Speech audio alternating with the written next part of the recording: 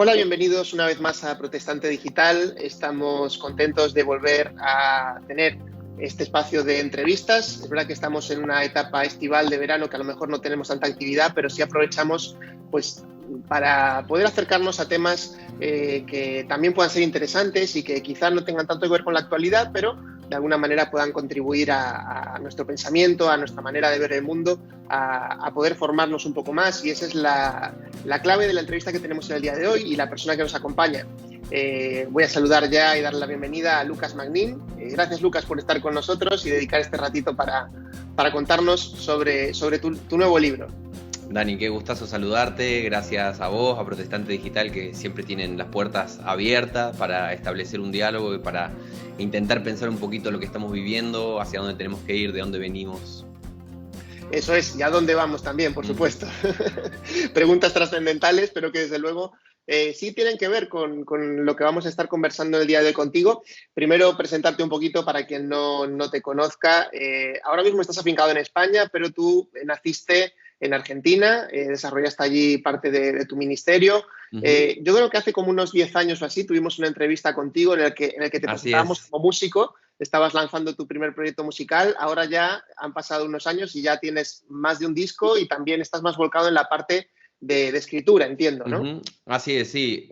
De hecho, esa vez que nos encontramos, me acuerdo muy bien, fue en el año 2012, estaba justo sacando mi primer disco, que es Inocencia, que cumplió un añito hace un par de semanas.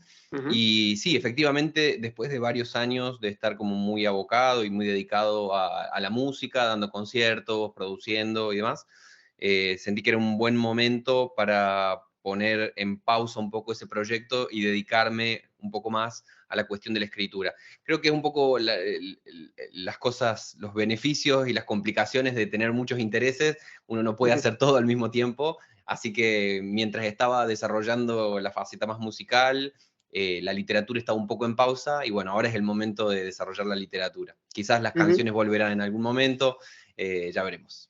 Muy bien. La verdad es que, bueno, lo bueno es que no te has parado, desde luego, y en este tramo de escritura ya has publicado 3 libros, Arte y Fe, un camino a la reconciliación, La traición suprema, triunfo y vergüenza del cristianismo en el poder.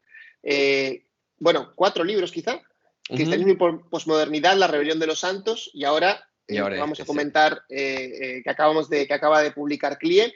Es un libro, la verdad, que muy interesante, que se plantea ya también interesante desde su inicio, ¿no? Desde su título, ya que nos hace referencia a la historia, pero también nos hace referencia al presente. Dice 95 tesis para la nueva generación, manifiesto de espiritualidad y reforma a la sombra de Lutero. Desde luego que un libro que ya desde el título me parece bastante ambicioso. ¿Por qué alguien como tú, digamos que es de nueva generación, se pone a escribir sobre Lutero o a partir de la lectura de esas 95 tesis de Lutero? ¿Qué fue lo que te llamó la atención para partir de ese punto?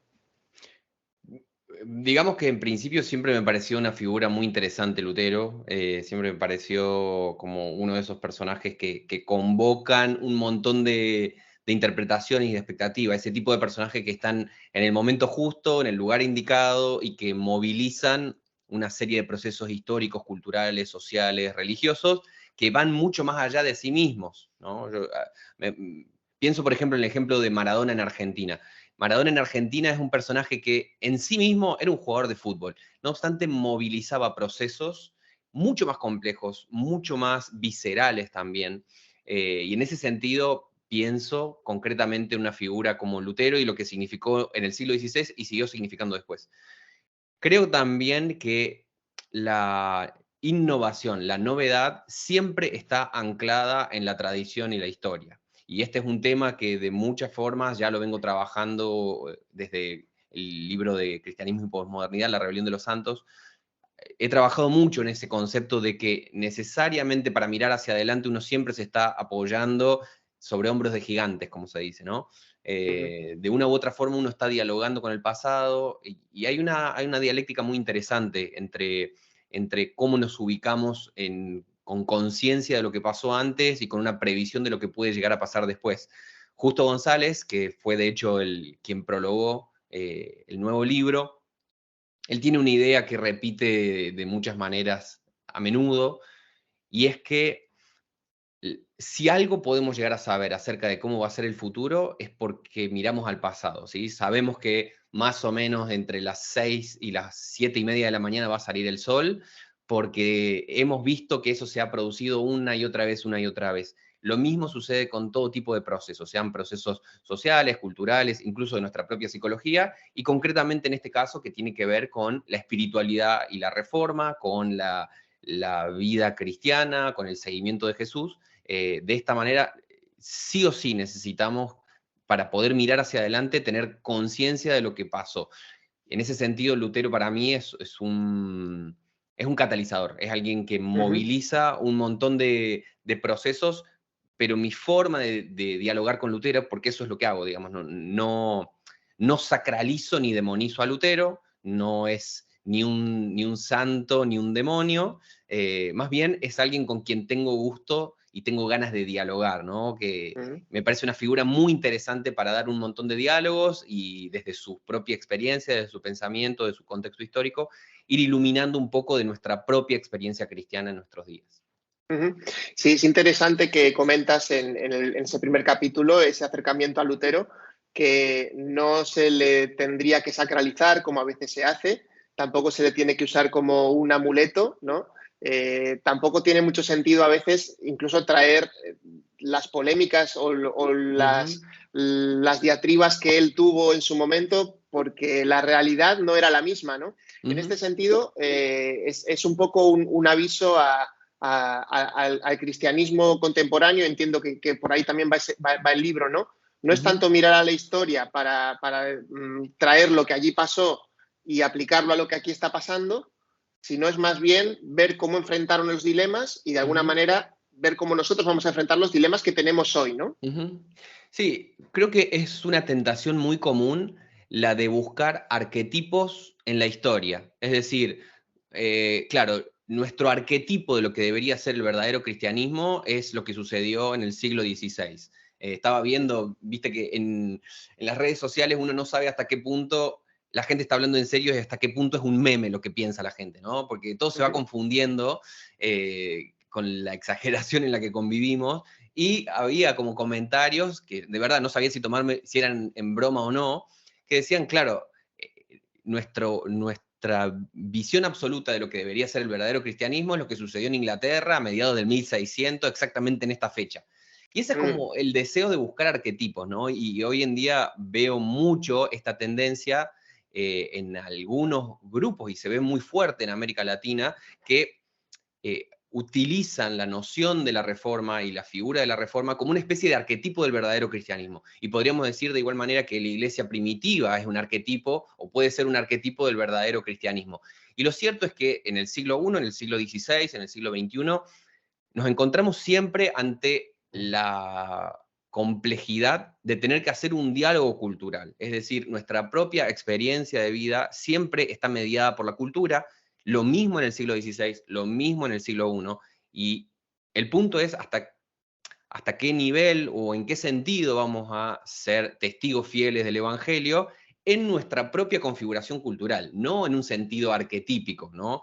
ujú, Porque intentar hacer como una especie de traslación desde el siglo XVI y decir, claro, nosotros vamos a hablar exactamente de los mismos temas, de la misma forma, con los mismos énfasis, es no estar entendiendo la necesidad del diálogo cultural con los que son los desafíos actuales y que en muchos sentidos son diferentes. Eso para ni siquiera empezar a hablar sobre las comprensiones muy reduccionistas que muchas veces se tienen de un fenómeno como la Reforma Protestante, un fenómeno muy ujú. complejo y con una personalidad también muy compleja como Lutero, que bueno, ha sido también un gusto para mí irme metiendo en los vericuetos de su biografía, Ujú. porque uno descubre ahí capas y capas y capas de análisis de un personaje que la historiografía católica ha fijado como el mayor de los herejes y la historiografía Sí, protestante ha fijado como el único que entendió las cosas bien en su momento. claro, sí, sí, sí. Claro, esta doble perspectiva de la historia está condenada a chocar, desde luego, Ujú, y no nos lleva a nada positivo, a ningún diálogo positivo. también es verdad que desde el punto de vista protestante, ¿no? Si nos ponemos desde el punto de vista protestante, sí que a veces vemos ese afán de buscar estos referentes y de alguna manera idealizarlos, y que luego cuando profundizas en su historia y encuentras cosas que no te gustan, pues hay algunos que o las intentan tapar, otros que las intentan justificar, y a veces entras en una batalla que realmente no sé si tienen algún sentido siquiera, ¿no? Porque no tiene tanto Totalmente. que ver ya con la defensa de la fe, tiene más que ver con defensa de unas ideas que tienen que ver, pues bueno, con el pasado, del que somos, del que nos sentimos herederos, y eso tiene una parte positiva, pero claro, ¿hasta qué punto tienes que quedarte con todo el paquete o tienes que defender aquello que realmente puede resultar indefendible? No sé, Sí, ¿cómo lo ves? creo que muchas veces hay como una especie de soberbia de grupo. Ujú, El hecho de que seamos cristianos no quita que seamos seres humanos, y como seres humanos siempre sentimos una pertenencia grupal, y a ese grupo vamos a buscar defenderlo, vamos a buscar justificarlo, incluso cuando entre en el ámbito de lo injustificable. Creo que eso siempre tiene que llevarnos a una actitud muy humilde al respecto de la propia historia, y también al respecto de la identidad cristiana que uno puede llegar a abrazar. Eh, Creo que ese es uno de los grandes aportes de estudiar y revisar la historia, que nos baja del pony, decimos en Argentina. ujú, Nos baja del pony, o sea, uno se pone a leer la historia, a intentar entender, escuchar las posiciones, y, o sea, se cae a pedazos una especie de arrogancia o de soberbia de grupo, de decir nosotros somos de los buenos, nosotros somos los que tenemos las cosas ujú. resueltas.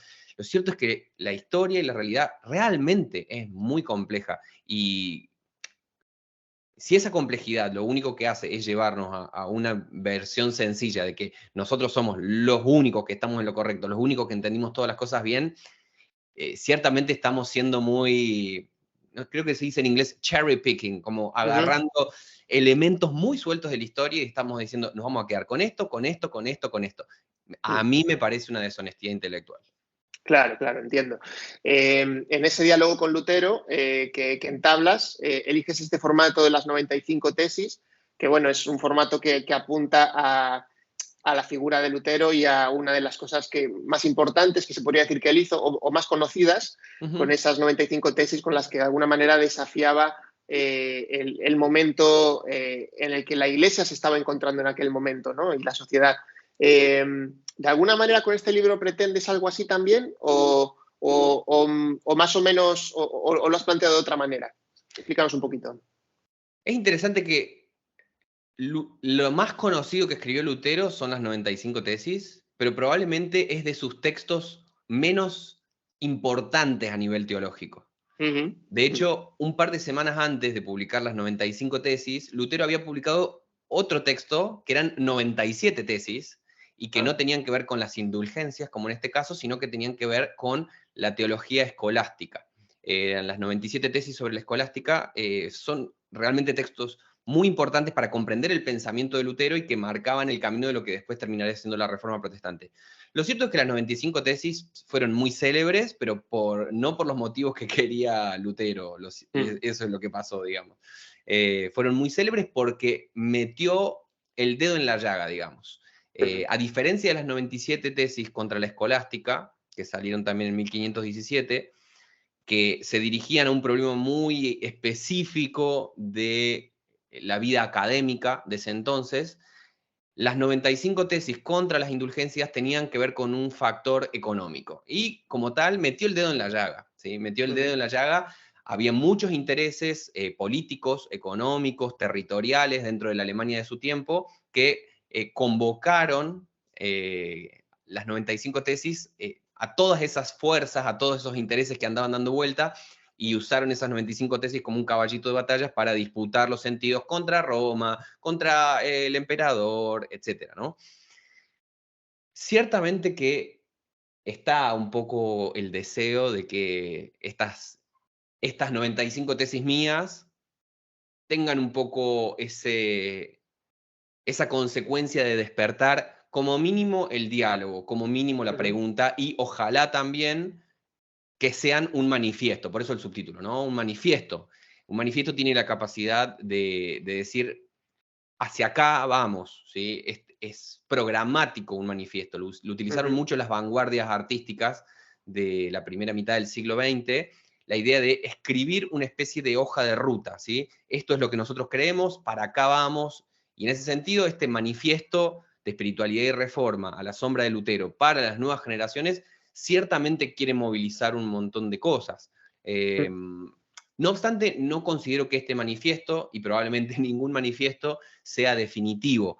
De hecho, el epílogo del libro termina invitando a que las personas que lo leen puedan también generar sus propias tesis, porque, digamos, en algún punto es un juego esto de generar 95 tesis y copiarle el gesto a Lutero, y no es algo que no podamos seguir haciendo, porque esas 95 tesis de 1517 tenían que ver con problemas y dilemas de su contexto. De igual manera, yo escribo las que reconozco y entiendo que son problemas y dilemas de mi contexto, y seguramente cuando este libro se lea, ojalá genere también que otros se pregunten, bueno, ¿cuáles deberían ser las nuestras para responder desde la honestidad cristiana a estos dilemas? En el libro este escribes, por supuesto, teniendo en cuenta la cultura que tenemos a nuestro alrededor, la sociedad muy presente, es un libro escrito para la Iglesia, en el sentido de que se le confronta o quieres confrontarlo con la realidad que tenemos a nuestro alrededor, y no sé si también una necesidad de reforma o una necesidad de pensar qué está pasando y hacia dónde queremos ir como Iglesia occidental. ¿Es algo así lo que planteas? Sí, que en buena medida es un camino que ya marqué bien claramente por dónde quería ir con el libro anterior de La Rebelión de los Santos, y por eso definitivamente este libro 95 tesis es una continuación, es una profundización de lo que escribí en La Rebelión de los Santos. Sí, quizás en La Rebelión de los Santos estaba la necesidad de poner como una especie de base epistemológica, intelectual, para hablar de ciertos temas. Porque ¿qué es lo que pasa? Que es algo que detecto muchísimo. Nos hemos comido el viaje de la batalla cultural. Nos comimos el viaje de que estamos para guerrearles a la cultura y copiar la metodología del evangelicalismo norteamericano, y lo hemos comprado y estamos diciendo, necesitamos ir por acá. Y creo que necesitamos trabajar más bien por generar otra forma de comprensión de la cultura, para tener otras herramientas para dialogar, para que también ese testimonio cristiano sea más que una posición moralista en el mundo. Si lo único que tenemos para aportar a la situación de la cultura es una posición moralista, de choque, de trinchera hacia la realidad, creo que estamos perdiendo infinitamente el diálogo cultural que tenemos que dar por delante. Entonces, sí, definitivamente en La Rebelión de los Santos creo que propuse algunos elementos como más de base conceptual para dar ese diálogo, y en este libro construyo sobre ese fundamento. Y por eso, si fueron 24 ensayos en La Rebelión de los Santos, ahora necesité 95 ensayos, porque son un montón de cosas, y que son un montón de frentes que están a la par, ¿no? Y uno puede, en ese sentido, leer cada uno de los capítulos del libro como algo suelto, que empieza y termina y ya está, o también abstraerse y decir, claro, estos son diferentes frentes que necesitamos abordar, que necesitamos pensar, y que definitivamente, como ya dije, no son algo que esté puesto ahí para que dure para siempre, ¿sí? Creo que son como disparadores, como las tesis de Lutero son disparadores que buscan un choque, que buscan hacer pensar, hacer meditar, y que después también en cada contexto las comunidades y las personas puedan madurar sus propias respuestas. La verdad es que viendo un poco el índice, se puede percibir que no te has dejado, digamos, no te has dejado ningún charco sin pisar o ningún jardín en el que no te has querido meter, ¿no? Vamos a ver cómo me va con eso. Quiero decir, o sea, está claro que abordas muchísimos asuntos que tienen que ver con un poco cómo de alguna manera la Iglesia se está enfrentando a los retos culturales que tú detectas, ¿no? Entiendo que para detectar todos esos retos eso que te ha despertado, ¿ha sido a partir de tu experiencia en la Iglesia? ¿Ha sido a tu experiencia leyendo otros autores, visitando? Cuéntanos un poco cómo se forma esa perspectiva de decir, bueno, lo que está pasando, porque claro, antes de escribir este texto, este libro, que considero que tienes que ponerte en una posición de decir qué es lo que la Iglesia es, ¿no? Hoy Ujú, en día. ¿Cómo te has empapado de lo que es la Iglesia hoy para saber a qué tiene que responder? ujú.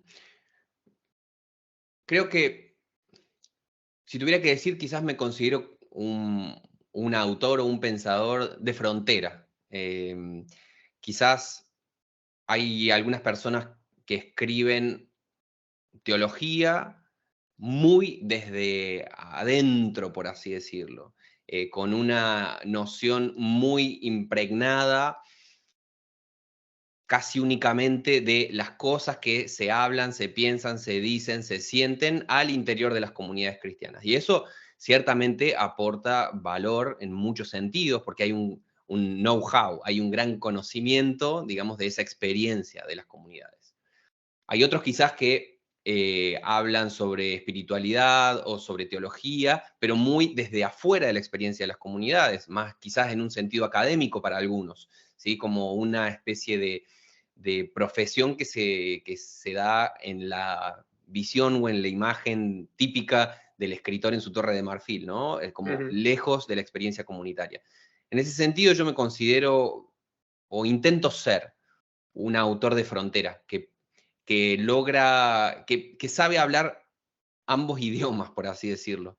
Y al poder hablar ambos idiomas y conocer las realidades de las comunidades, por ser parte, por compartir la vida, por dejarme atravesar y por ser atravesado por esas realidades, pero al mismo tiempo con un desarrollo dentro de la academia, dentro de la cultura, dentro del el debate artístico y creo que posicionarse en un lugar de frontera permite esos encuentros, ¿no? La teoría postcolonial ha trabajado mucho la noción de la hibridación, el mestizaje, como algo que impregna toda cultura que está viva. Una cultura que está viva se mestiza todo el tiempo, se enriquece. ¿Por qué? Porque el mestizaje, la hibridación, permite que se generen nuevos colores, por así decirlo. ¿Sí? Si solamente tenemos un tipo de azul y nunca lo mezclamos con un amarillo, con un rojo, con un violeta, con lo que fuere, nunca se va a permitir que ese azul vaya adaptándose, vaya teniendo matices, vaya teniendo una profundidad, ¿sí? Vamos a ir en un sentido únicamente monológico, como me gusta pensar, ¿sí? Tenemos simplemente un monólogo que se tiene que repetir y llevar hacia adelante en el tiempo.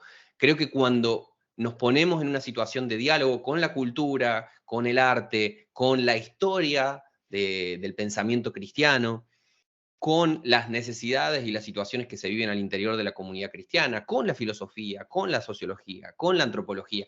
Cuando metemos todos esos elementos en diálogo, surgen cosas que me parecen que superan de alguna manera las meras dicotomías de decir nosotros somos azules y no somos el resto. Ujú, ujú. Eh, Creo que invitar esas otras voces al diálogo, más que borrar el sentido o la identidad cristiana, permiten que esa identidad cristiana se desarrolle en diferentes ámbitos. Es decir, a veces puede sonar que cuando hablamos, no, hibridarnos o mestizarnos significa perder estrictamente lo azul cristiano, por así decirlo. Pero ojo, que lo cristiano no es lo que culturalmente nosotros llamamos azul, por así decirlo, ¿no? Para seguir con Ujú. esta metáfora. Y hay que ser ahí como muy cuidadosos de decir, cristianismo es nuestra práctica cultural del cristianismo. Bueno, nuestra práctica cultural es muy valiosa, marca nuestra vida, es un lugar donde nos encontramos, pero siempre la fe de Jesús nos invita a más, ¿sí? Es una fe que abarca la totalidad de la vida, decía Francis Schaeffer. Entonces, Ujú. en esa búsqueda y en ese diálogo me quiero situar, ¿sí? No ser alguien que no sepa escuchar ni entender las necesidades, la realidad de las comunidades cristianas, porque de hecho yo soy parte también de la comunidad cristiana, pero tampoco cerrar mis oídos a las cosas que están pasando y que escuchamos que se dicen en las series, en las películas, en las canciones, en los libros que se publican, en los debates cotidianos, en lo que pasa en las redes sociales. Creo que todo eso tiene que entrar en diálogo para que nuestra respuesta cristiana sea también algo pertinente a este contexto. Ujú.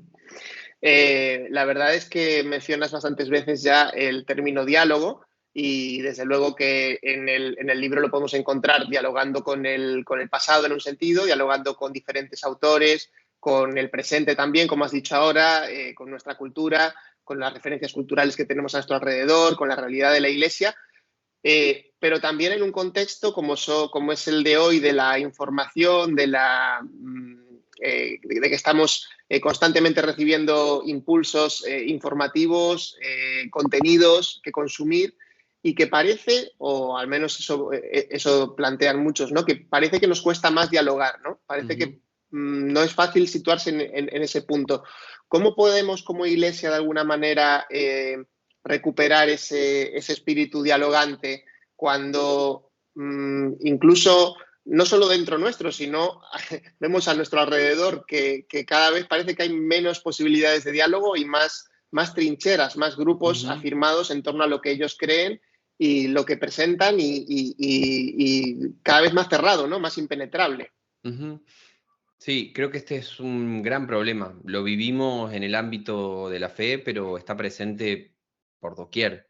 Creo que es un síntoma de los tiempos que estamos viviendo y hay una tiranía de la información. No me acuerdo qué autor hablaba de que hoy en día es la excesiva cantidad de información a la que tenemos acceso, más que volvernos personas más empáticas o misericordiosas o atentos, generalmente el exceso de información nos lleva al punto en el cual nos blindamos emocionalmente, nos blindamos intelectualmente, porque es demasiado grande el mundo que tenemos por delante.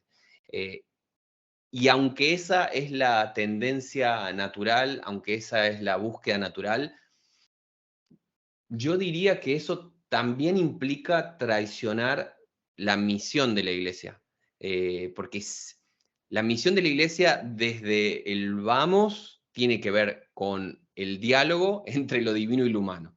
En ese sentido, me encanta a mí el prólogo del cuarto evangelio y esta figura del logos, ¿no? El logos es aquel que logra poner en diálogo lo finito y lo infinito, lo eterno y lo temporal. Ese es el logos, ¿no? Eso es lo que representa Cristo y de igual manera, nosotros como sus seguidores tenemos que esforzarnos por romper el patrón del príncipe de este mundo en la época en la que vivimos, que es un patrón que nos lleva a volvernos personas tan sobresaturadas de información que estrechamos nuestra visión, que volvemos cada vez más pequeño el mundo para sentir que podemos controlarnos. Ujú. Eso puede darnos momentáneamente una sensación de paz y de satisfacción, pero yo creo que se termina pagando caro en cuanto a la misión de la iglesia, en cuanto a la identidad cristiana. Estamos llamados a continuar dando este diálogo entre lo finito y lo infinito, lo eterno y lo temporal. Y qué interesante, me gusta mucho también otro pasaje, que es el que encontramos en Hechos capítulo 2 de Pentecostés, porque ese es el momento en el cual, con la presencia del Espíritu Santo, los discípulos empiezan a hablar y no saben muy bien lo que están haciendo. Lo que sí se sabe es que personas que hablan otros idiomas de pronto pueden entender, ¿sí? Ujú. Esta locurita de Dios, de Hechos capítulo 2, me parece fascinante, porque Ujú. no le dio al resto de los pueblos la capacidad de entender el arameo de los discípulos. Eso es increíble, ¿sí? Ujú. Porque darles Sí. a otros pueblos la capacidad de entender el arameo hubiera significado que el arameo es la lengua sagrada, que hay una sola Ujú. forma de decir, de hacer, de pensar, de sentir las cosas, y que el cristianismo se va a enrejar detrás de una forma cultural. Y el Espíritu Santo no hace eso. Lo primero Ujú. que vemos que hace el Espíritu Santo es darles la capacidad de dar un diálogo, de traducir su experiencia con el Cristo resucitado a otras culturas. Eso me parece fascinante y me parece un gran camino hacia adelante en cuanto a la misión cristiana. Ujú, ujú.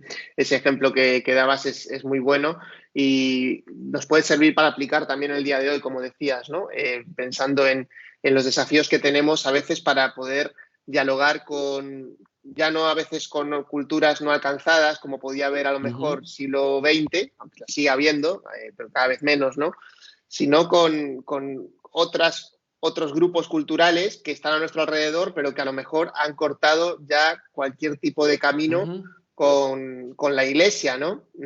Y quizás sea por esa herencia histórica o por alguna situación, bueno, puede ser por diferentes situaciones, ¿no? Pero en un mundo como el occidental actual, ¿no? Donde vemos que estadísticamente, por ejemplo, publicábamos esta semana en Presente Digital, ¿no? Que va creciendo como la estadística de gente que no quiere saber nada de Dios o que no está, cada vez son más las personas que dicen que no creen en Dios ni les interesa, ¿no? Saber nada de Dios.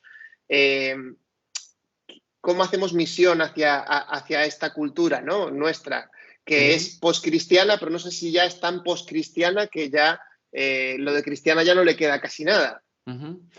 Pero qué interesante eso que estás planteando, porque me hace pensar en que, imagínate esta situación, misionero clásico transcultural del siglo, la segunda mitad del siglo XX, que de pronto dice, bueno, me voy a ir a una cultura perdida en algún lugar de Asia, África, América, y en una cultura perdida voy a ir a predicarles el Evangelio. Imagínate, esa persona que viaja a otro lugar, de pronto llega ahí y dice, ah, esta gente habla otro idioma. Bueno, si realmente quieren entender la palabra de Dios, tienen que aprender mi idioma.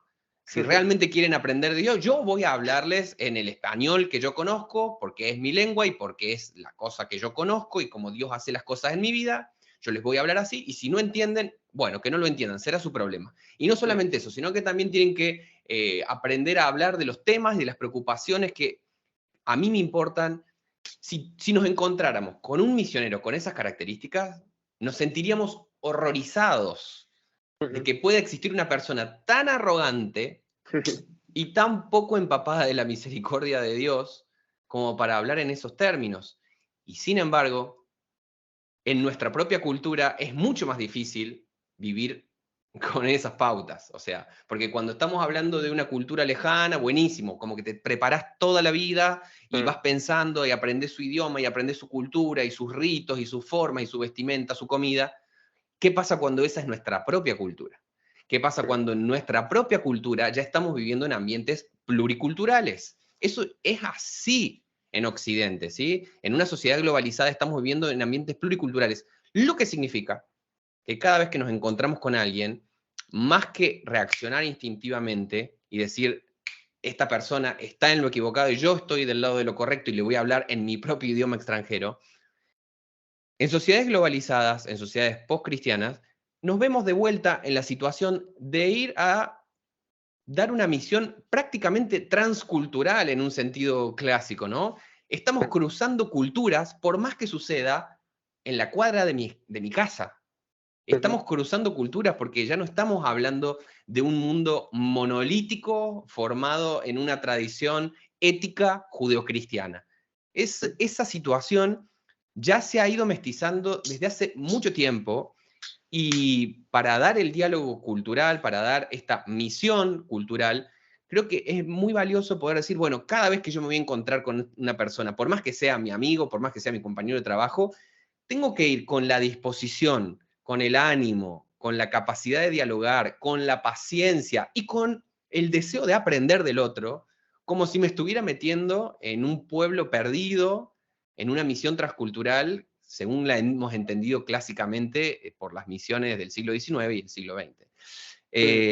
Entonces, creo que eso nos lleva a tomar una actitud completamente diferente en cuanto a nuestro deseo de escuchar al otro, no simplemente decir, a ver, te escucho los 10 segundos necesarios como para que sepa que estoy acá y a partir de ahí empiezo a bajar de línea. Sino realmente, o sea, si voy a hacer eso, lo que va a pasar es que voy a estar hablando mi propio idioma.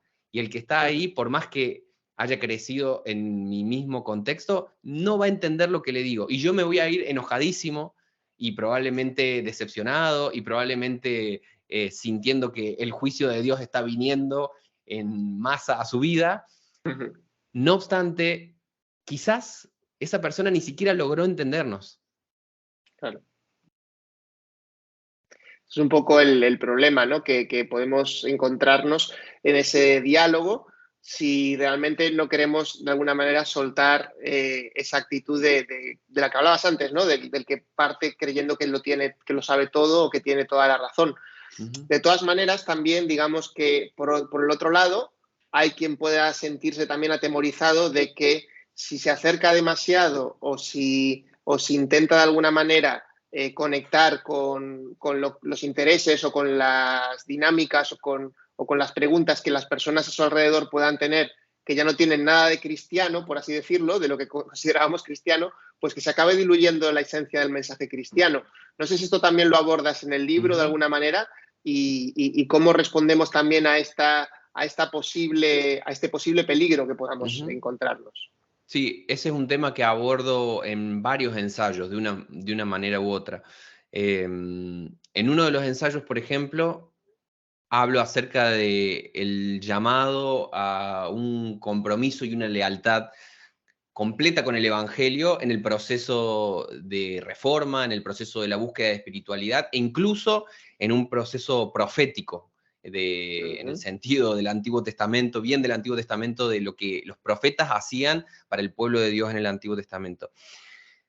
Yo quizás me pregunto también,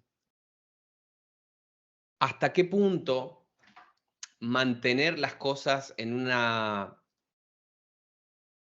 especie en una especie de nivel superficial de cierta tradición cristiana es más o menos peligroso que vivir en una abierta oposición al cristianismo? Porque una cierta tradición cultural cristiana puede darnos la impresión de que las cosas no están tan lejos de como deberían ser, de que las cosas no están tan mal como podrían estar. No obstante, no es a eso a lo que estamos llamados, digamos. El cristianismo no es eso. De ninguna Mm. manera el cristianismo es un formato cultural. Eh, Hay una invitación a seguir a Jesús. Entonces, quizás cuando una cultura tiene prácticas culturales aprendidas cristianas, podemos estar un poco más en paz en la conciencia y decir, bueno, más o menos las cosas van por acá. Pero si nos conformamos con eso, ¿dónde está el discipulado? ¿Dónde está el costo del discipulado, diría Bonhoeffer? ¿Dónde está la necesidad de seguir a Jesús? Si simplemente con repetir ciertas pautas de una moralidad social es suficiente. ¿Sí? Uh-huh. Quizás lo que está pasando hoy en día es que tenemos como muy frente a nosotros, ¿sí? Nos da de frente la realidad de un montón de formas diferentes de entender la sexualidad, la política, la educación, la familia, lo que sea. Hay un montón de formas muy diferentes y que están frente a nosotros todo el tiempo. Pero ojo, pensar que porque hace 50 años las cosas tenían una tradición cristiana, significaba que el cristianismo estaba más impregnado en la sociedad, creo que eso no es estar entendiendo la invitación al seguimiento de Cristo, ¿sí? Uh-huh. Entonces, quizás también en un contexto como este, podemos ver más claramente las implicaciones del discipulado. Porque los, que se fundan las tradiciones de aquello que es iglesia y que no es iglesia, que se borre la distinción entre el pueblo de Dios y lo que no es pueblo de Dios en una sociedad donde prácticamente se comparten los mismos valores o los mismos ideales, creo que ese es un gran peligro. Creo que esa Uh-huh. es una gran tentación de tener como cierta conciencia tranquila porque de última la sociedad no está tan mal. Uh-huh. Uh-huh. O sea, que digamos que el llamado, uno de los llamados a una reforma sería recuperar un sentido de discipulado Definitivamente. integral, ¿no? En nuestro contexto, cuando quizá hemos hecho que la Iglesia sea más una tradición, ¿no? Una Ujú, tradición evangélica, si será la que podemos identificar la mayoría de nosotros, ujú. pero no deja de ser una tradición que puede ser peligrosa también en el Sí, sentido de alejarnos del sentido real del Evangelio, ¿no? sí, creo que ahí le das en el punto, Dani. Creo que esta necesidad de volver a poner el énfasis en la alternativa cristiana, A mí me gusta mucho esta idea y la he desarrollado justamente en el libro de Triunfo y Vergüenza del Cristianismo en el Poder.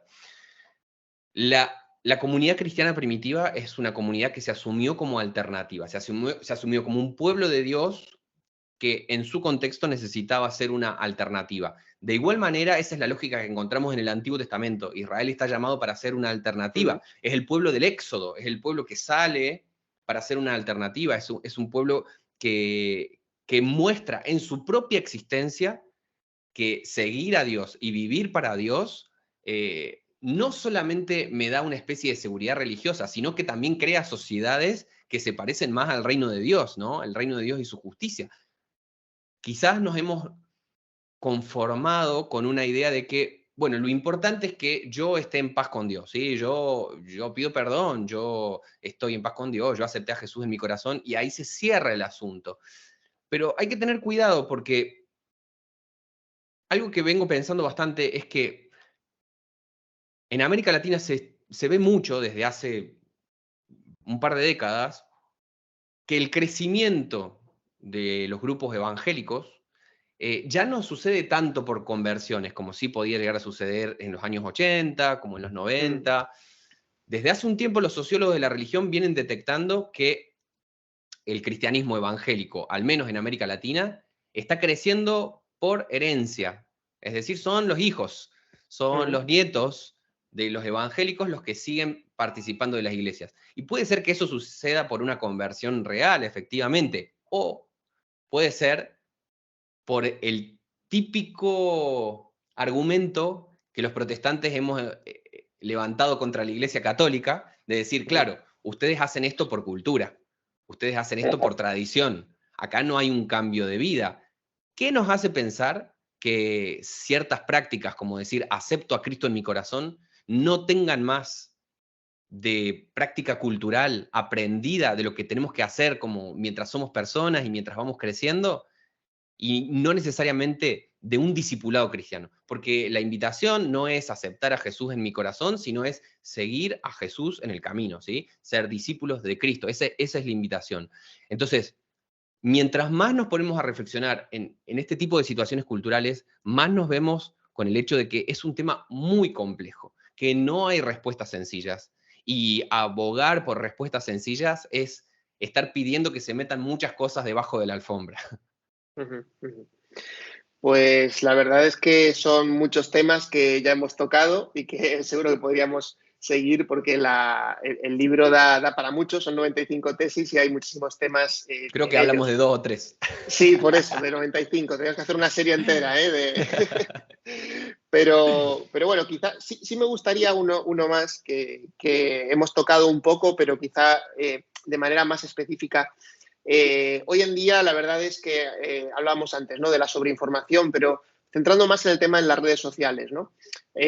¿Hay posibilidad de que de alguna manera podamos participar constructivamente los cristianos en este ámbito concreto?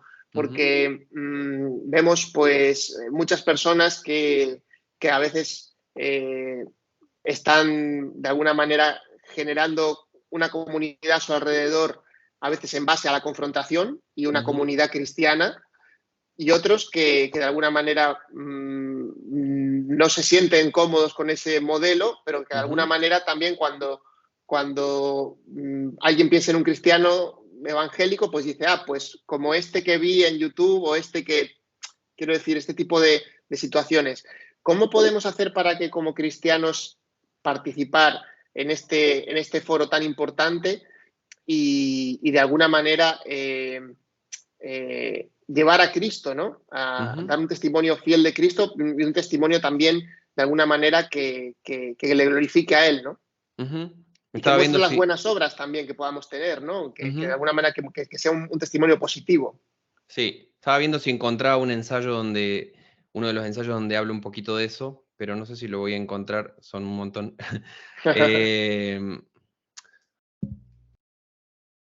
Creo que es importante poder salir, o me parece al menos a mí importante poder salir de una perspectiva binaria de de pensar el testimonio cristiano. ¿Qué es lo que noto?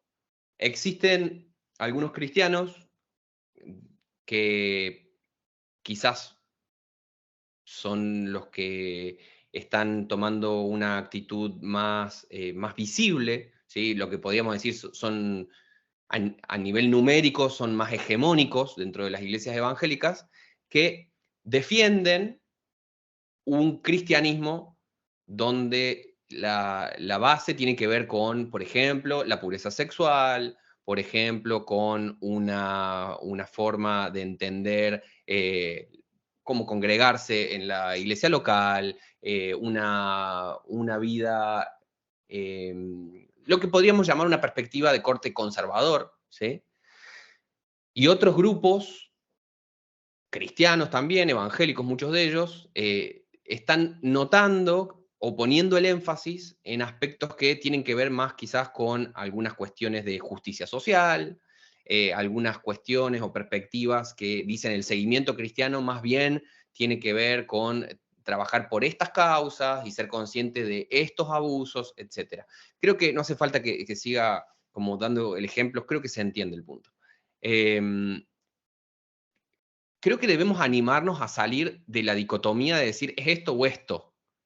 Creo que parte de un seguimiento integral y que, por ejemplo, se puede expresar en la forma en la que manejamos nuestra vida en las redes, es poder salir de una dinámica de decir, claro, yo me identifico con esta voz dentro de los debates culturales, más progresista, más conservadora, me identifico con esta voz y eso significa que de pronto me vuelvo completamente sordo a aquellos elementos que son perfectamente bíblicos, perfectamente presentes dentro de la revelación cristiana que la Iglesia ha enseñado y ha compartido en estos 2000 años, pero que de pronto no pertenecen a la lista de temas de los cuales mi grupo habla o quiere hablar, ¿no?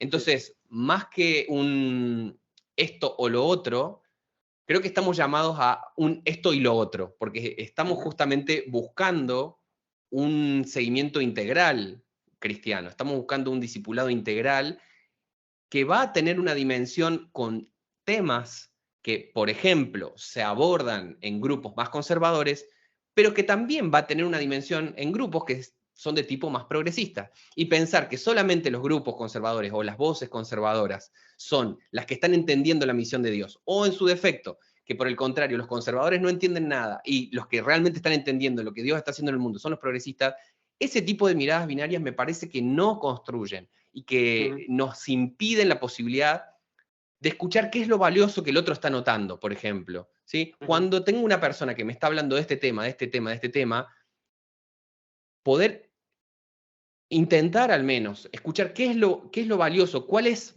el eco de la imagen de Dios que está resonando en ese pedido, en esa búsqueda, en esa causa. ¿Sí? Más que decir, claro, me está diciendo estas cosas porque yo lo asocio con todo esto que para mí es el diablo mismo, Sí. como decir, a ver, esta persona es imagen de Dios. Es decir, incluso en sus pecados más horribles, incluso en sus cosas que me desagradan profundamente, esta persona tiene algo de la imagen de Dios. Entonces, ¿qué de imagen de Dios hay en esta búsqueda? ¿Qué de imagen de Dios hay en esta necesidad, en esta pregunta? Y creo que si logramos salirnos de nosotros o ellos, de ese tipo de lógica, se vuelve más constructiva la cosa, porque ciertamente, como Pablo lo trabaja mucho en sus cartas, la iglesia está formada por personas, por dones, por características muy diferentes unas de otras, y Pablo dice, ojo, se necesitan. La mano no le puede decir al pie, yo no te necesito. De igual manera, el que dice, me parece que la iglesia debería ir por este lado, no le puede decir al que dice, me parece que la iglesia debería ir por este otro lado, yo no te necesito. Se necesitan porque están abordando problemáticas diferentes y sería genial que más que decir ganamos nosotros o ganan ellos, poder entenderse como aliados, poder entenderse como compañeros de misión y decir, claro, yo no tengo ni la cabeza, ni el interés quizás, ni la experiencia, ni las posibilidades de abordar estos temas, pero veo que vos sí. Y qué bueno que estés vos ocupando ese lugar que yo no puedo ocupar. Y sería bueno que vos también puedas entender que es bueno que yo ocupe este otro lugar. No sé si me doy a entender. Sí.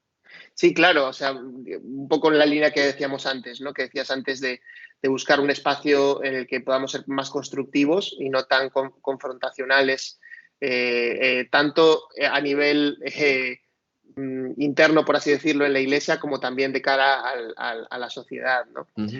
Pues la verdad es que son, como digo, muchos retos que nos dejan un montón de flecos que podríamos abundar y seguir conversando, pero ha sido muy interesante poder echar un vistazo a estos temas y bueno, invitamos también a quienes quieran profundizar más, por supuesto, a poder adquirir este libro. Lucas, este libro ha sido editado por CLIE, imagino que se podrá encontrar en la web de CLIE, también en las librerías evangélicas. Así es, el libro se encuentra en todas las librerías evangélicas, sé que la distribución en algunos lugares va a llegar en unos días, en otros ya está disponible el libro, por lo pronto se puede comprar también por internet, está en plataformas digitales y bueno, se puede encontrar por ahí, el que busca encuentra y más con Google. Por supuesto. También decir que en Protestante Digital acabamos de publicar justo un fragmento del libro y el prólogo de Justo González, que la verdad que es muy bueno también y da claves muy interesantes para poder acercarse al libro. Así que allí pueden leer también un poquito sobre este 95 tesis para la nueva generación, manifiesto de espiritualidad y reforma a la sombra de Lutero. Lucas, muchísimas gracias por este rato que has compartido con nosotros y bueno, pues decirte que hasta la próxima. Esperemos que no pasen 10 años, será mucho antes. Esperemos que no. Sí. Gracias por tu tiempo, Dani, gracias por tus preguntas honestas y ojalá que todo esto ayude para que el cuerpo de Cristo se parezca más a nuestra cabeza, el Señor.